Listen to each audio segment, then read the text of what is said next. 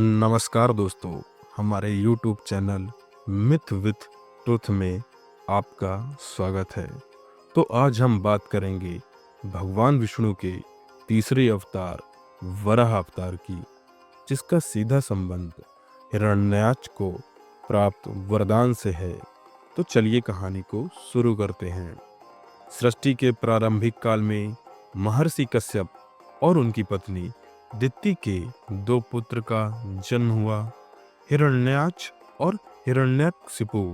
ये दोनों असुर कश्यप ऋषि के तप से उत्पन्न हुए थे, लेकिन अपनी माता दिति के गर्भ में ही इन्होंने बहुत क्रोध और अधर्म का स्वभाव अपनाया।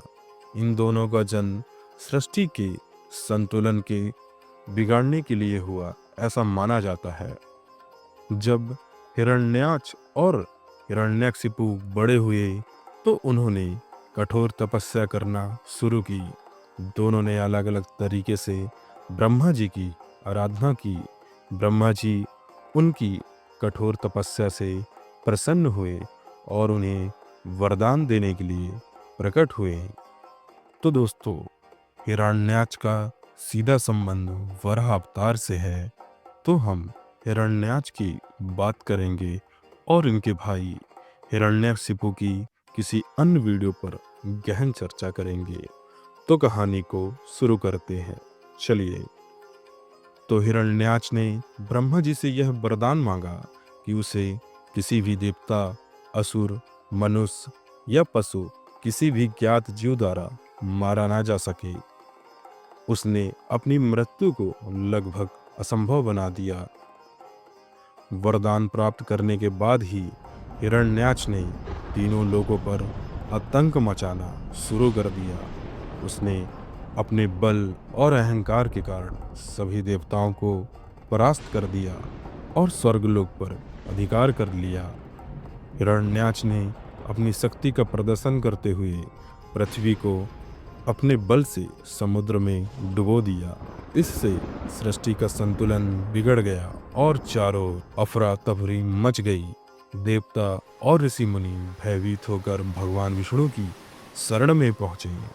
भगवान विष्णु के पास गए और उनसे सहायता मांगी। भगवान विष्णु ने स्थिति को समझा और घोषणा की, पृथ्वी की रक्षा के लिए मैं वराह अवतार लूंगा। भगवान विष्णु ने वराह विशाल जंगली सुअर का रूप धारण किया। उनका यह रूप अत्यंत भव्य और दिव्य था। उनका शरीर विशाल पर्वत के समान था। उनकी आंखें अग्नि की भांति चमक रही थी और उनकी गर्जना से पूरा ब्रह्मांड गूंज उठा। वराह अवतार ने विशाल समुद्र में प्रवेश किया। उनकी शक्ति से समुद्र में लहरें उफान मारने लगीं। उन्होंने अपनी तीव्र और मजबूत दांतों से पृथ्वी को समुद्र की गहराइयों से उठाया। यह दृश्य अत्यंत अद्भुत था। भगवान वराह ने पृथ्वी को अपने दांतों पर संभाल लिया। जब हिरण्याक्ष ने देखा कि भगवान वराह पृथ्वी को समुद्र से बाहर ला रहे हैं, तो उसका क्रोध भड़क उठा। उसने भगवान वराह को ललकारते हुए कहा, हे विष्णु, तुम मेरी शक्ति को चुनौती नहीं दे सकते। पृथ्वी मेरी है और मैं तुम्हें इसे ले जाने नहीं दूंगा।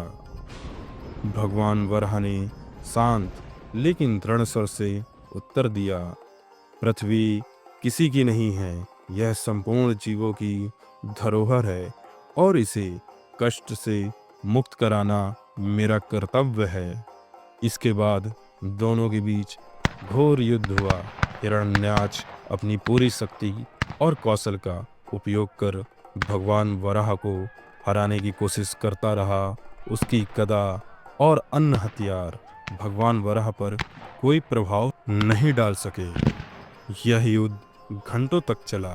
अंत में वराह ने अपने दिव्य अस्त्र का उपयोग किया और हिरण्याक्ष का वध कर दिया। उसकी मृत्यु के साथ ही ब्रह्मांड में शांति स्थापित हो गई। देवताओं ने भगवान वराह की स्तुति की और भूदेवी ने उनका आभार व्यक्त किया। हिरण्याक्ष का वध करने के बाद भगवान वराह ने पृथ्वी को अपने दांतों पर उठाकर उसके स्थान पर पुनः स्थापित किया। यह दृश्य अद्भुत और दिव्य था। भगवान ने पृथ्वी को संतुलन में रखा और ब्रह्मांड को पुनः व्यवस्थित किया। इस कथा का संदेश है कि जब भी अधर्म और अन्याय बढ़ता है, तब भगवान अवतार लेकर धर्म और न्याय की स्थापना करते हैं। हिरण्याक्ष का अहंकार और अधर्म उसके विनाश का कारण बना। भगवान विष्णु के वराह अवतार ने यह दिखाया कि कोई भी शक्ति सत्य और धर्म को पराजित नहीं कर सकती। यह कथा हमें सिखाती है कि हमें अपने कर्तव्यों का पालन करना चाहिए और कभी भी अहंकार, अन्याय और अधर्म का साथ नहीं देना चाहिए। धर्म की विजय निश्चित है। तो दोस्तों, यह कहानी आपको प्रेरणादायक लगी हो तो इसे अपने दोस्तों और परिवार वालों के साथ ज़रूर साझा करें। हमारे चैनल को लाइक और सब्सक्राइब करना न भूलें, क्योंकि यहाँ आपको भारतीय संस्कृति और पौराणिक कथाओं की अनमोल धरोहरें जानने को मिलती हैं। धन्यवाद। मिलते हैं अगले वीडियो पर।